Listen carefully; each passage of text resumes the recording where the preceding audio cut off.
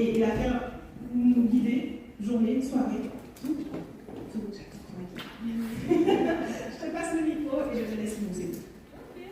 Des tas de choses ont fait que nous, en tant que femmes noires, en tant que femmes à cheveux crépus et souvent en tant que femmes à corps qu'on imagine imparfait, qu'on considère imparfait, tout ça, ça joue sur nous, ça joue sur l'estime qu'on a de nous-mêmes et on a tendance à se gommer, on a tendance à s'effacer, mais toute seule.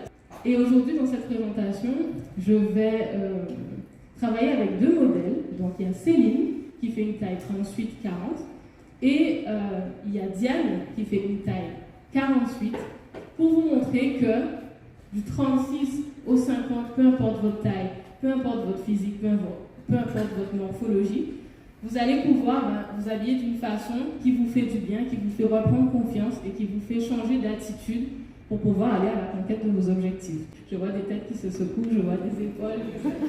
Non, faire une vidéo, non, ça va pas ou quoi? J'ai rien à raconter.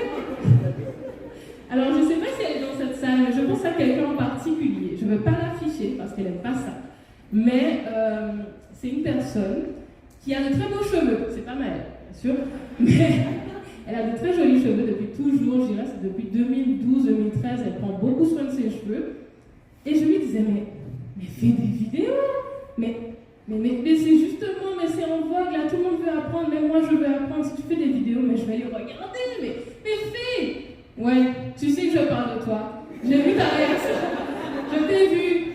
Mais elle m'a dit, mais il y a déjà plein de choses sur Internet. Pourquoi on m'écouterait moi? Pourquoi moi? Et on a tendance à ce pourquoi moi. C'est systématique dans notre tête parce qu'on n'a pas l'habitude, effectivement, dans notre éducation, dans notre société, on n'a pas l'habitude de se regarder et de dire, ok, voilà mes atouts, ok, voilà ce que j'ai de plus, voilà ce que je peux apporter. Dans mon attitude, il y a ça qui plaît, alors qu'il y a énormément de choses. Je pense à toi aussi, Patricia. Alors qu'il y a énormément de choses qui se démarquent de vous et on n'a pas conscience de ça. Même sans s'en rendre compte, si elle a l'impression que vous êtes brouillon, que vous êtes un peu gêné, que vous tirez tout le temps sur votre linge comme ça, que vous êtes mal à l'aise, que les cheveux sont un peu en pétard, que le vernis est caillé, qu'il y a de la bave du bébé sur le vêtement, la personne va se dire, effectivement, dans le travail, peut-être qu'elle est un peu brouillon aussi. Et ça, c'est imperceptible, mais ça se fait. C'est un schéma, c'est le principe de l'association et de l'effet de halo.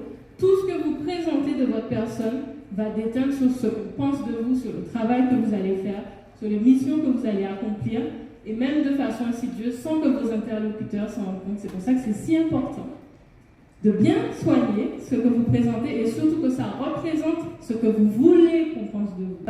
On va commencer à accueillir du coup nos modèles, donc je disais Céline et Diane.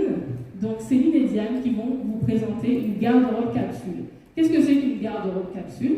C'est une garde-robe qui est composée de assez peu de pièces finalement, mais ce sont les pièces sur « ça me va, je suis bien dedans ». J'ai pas besoin de tirer sur la jupe, le pantalon il fait pas jambé de l'eau, enfin il n'est pas trop court, ceux qui ne comprennent pas. C'est des tenues que vous savez que ça marche. Vous savez que si je vais à cette soirée où il y a mon crush, je sais que je peux porter ça, que j'ai pas de problème avec, que même si j'ai grossi, cette tenue me va. Et c'est une façon en fait de composer un nombre de tenues précis pour pouvoir fonctionner sur une semaine, 2 semaines, même 3 semaines, vous allez voir tout à l'heure, de façon automatique, sans réfléchir. C'est-à-dire que ma garde-robe professionnelle, pour aller travailler ou pour aller à mes événements, c'est réglé. Donc c'est parti, on va pouvoir accueillir Céline et sa première tenue.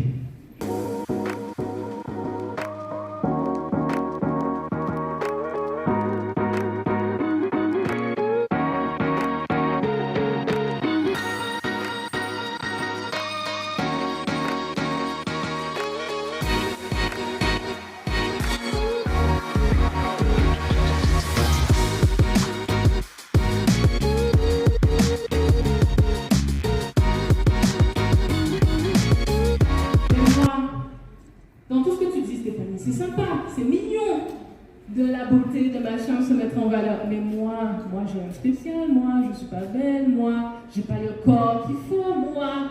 Les autres ils perçoivent pas du tout, mais pas du tout la même chose de vous. Ils vous voient pas comme ah ben oui, sous sa jupe c'est sûr qu'elle a de la cellulite.